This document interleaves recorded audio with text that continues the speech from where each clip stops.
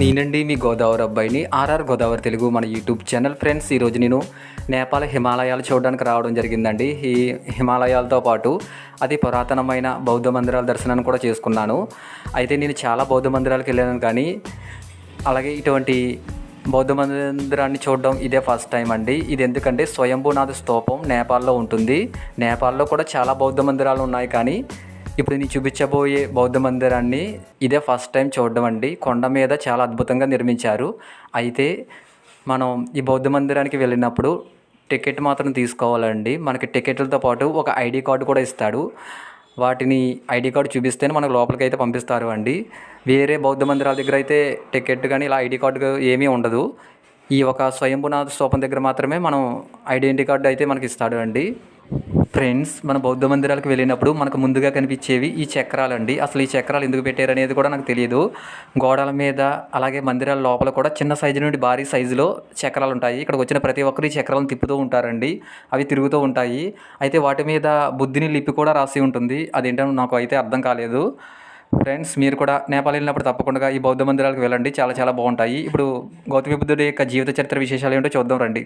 Hello friends, నేనండి మీ గోదావరి అబ్బాయిని RR Godavari Telugu మన యూట్యూబ్ ఛానల్. ఫ్రెండ్స్, ఈరోజు నేను నేపాల్లో ఉన్న స్వయంభూనాథ స్తూపం గౌతమి బుద్ధుడి మందిరానికి అయితే రావడం జరిగిందండి. నేను చాలా బౌద్ధ మందిరాలకు వెళ్ళాను, కానీ ఇటువంటి మందిరాన్ని చూడడం ఇదే ఫస్ట్ టైం అండి.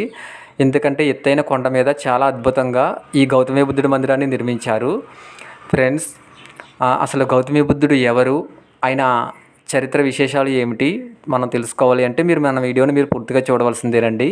అసలు ఈ స్వయంభూనాథ స్తూపం ఎక్కడ ఉంది, ఎలా వెళ్ళాలి, చరిత్ర గురించి తెలుసుకోవాలంటే మీరు తప్పకుండా నా వీడియోని పూర్తిగా చూసిన తర్వాత లైక్ చేసి కామెంట్ చేసి సబ్స్క్రైబ్ చేసి నాకు సపోర్ట్ చేయండి. ఫ్రెండ్స్, గౌతమి బుద్ధుడు క్రీస్తుపూర్వం 6వ శతాబ్దంలో లుంబినీలోని సాఖ్య వంశానికి చెందిన సిద్ధోధనుడు మాయ మహాదేవి దంపతులకు జన్మించాడు అండి. బుద్ధుని చిన్ననాటి పేరు సిద్ధోధరుడు. ఆ పేరు యొక్క అర్థం ఏమిటి అంటే లక్ష్యాన్ని సాధించేవాడు అని అర్థం అండి. సిద్ధార్థుడు బాగా డబ్బున్న కుటుంబంలో పుట్టి సకల సుఖభోగాలను అనుభవిస్తూ పెరిగాడు. తరువాత యశోధరుని వివాహం చేసుకున్నాడు అండి. దుఃఖం విముక్తి మార్గం కోసం 29వ ఏట భార్య పిల్లల్ని రాజ్యాన్ని వదిలి అర్ధరాత్రి తన ఇంటిని వదిలిపెట్టి వెళ్ళిపోయాడు.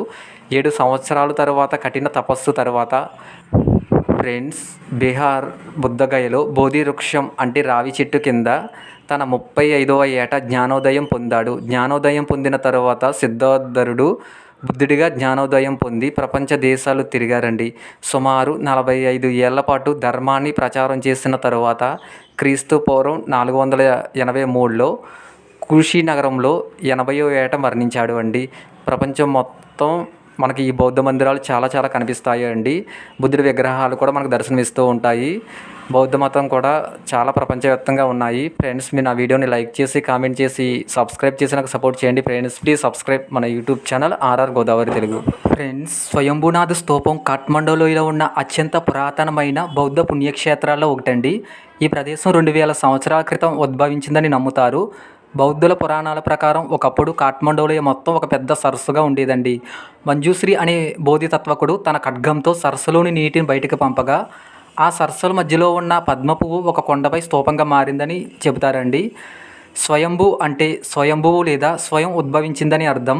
ఒక శిలాశాసనం ప్రకారం ఈ స్తూపాన్ని మొదట కింగ్ మానవదేవ్ నిర్మించాడు. అయినప్పటికీ శాలివాహన శాఖ 3వ శతాబ్దంలో చక్రవర్తి అశోకుడు కూడా ఇక్కడ ఒక ఆలయాన్ని నిర్మించాడంటండి. అయితే దాని తర్వాత కాలంలో అది ఏమైందంటే ధ్వంసం అయింది.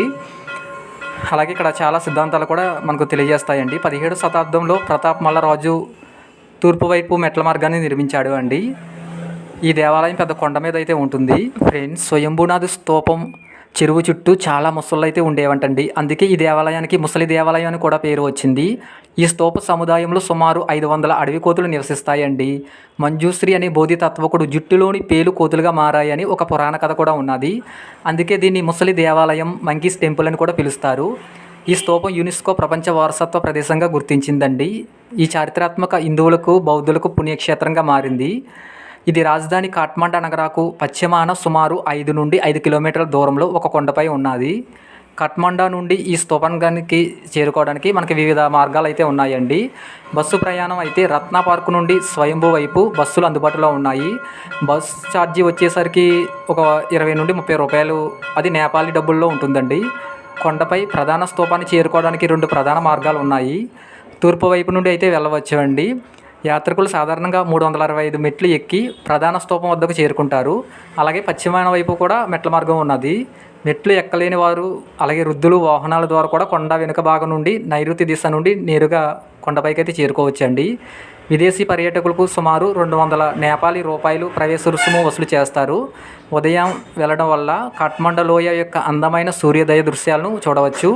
కోతులు ఎక్కువగా ఉంటాయి కాబట్టి జాగ్రత్తగా ఉండాలండి. 2500 ఏళ్లకు పైగా చరిత్ర కలిగిన అత్యంత పవిత్రమైన పురాతనమైన బౌద్ధ క్షేత్రం ఇది.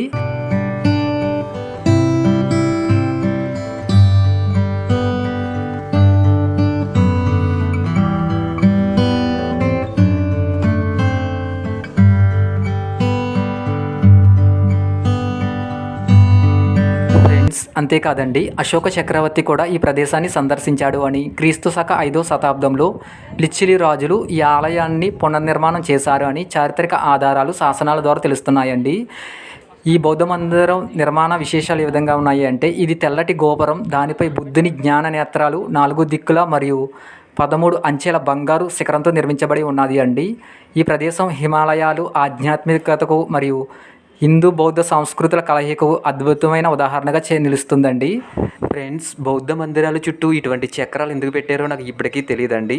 మీకు ఏమైనా తెలిస్తే కామెంట్ చేయండి. నాకు ఇవి అయితే చాలా బాగా నచ్చాయి. గుడి చుట్టూరు చక్రాలు ఉంటాయి, తిప్పితే రౌండ్గా తిరుగుతాయి అండి. వీటి మీద కూడా ఉన్న లిపి అయితే నాకు కూడా అర్థం కాలేదు. అలాగే ఇప్పుడు గుడి చుట్టూరు ఉన్న ఈ చక్రాలన్నింటినీ ఒకసారి తిప్పుకుంటూ వెళ్తుంటే పెద్ద పెద్ద గుడి లోపల కూడా పెద్ద పెద్ద చక్రాలు కూడా ఉన్నాయండి. మరి వీటి ఎందుకు కట్టారనేది నాకైతే అర్థం కాలేదు. ఫ్రెండ్స్, మీరు నేపాల్ వెళ్ళినప్పుడు తప్పకుండా ఇటువంటి బౌద్ధ మందిరాలను కూడా చూడండి. చూడడానికి చాలా చాలా బాగుంటుంది. అలాగే హిందువులు కూడా ఈ బౌద్ధ మందిరాలు కూడా వస్తూ ఉంటారండి. ఫ్రెండ్స్, మీరు నా వీడియోని లైక్ చేసి కామెంట్ చేసి సబ్స్క్రైబ్ చేసి నాకు సపోర్ట్ చేయండి. ఫ్రెండ్స్, ప్లీజ్ సబ్స్క్రైబ్ మన YouTube channel RR Godavari Telugu.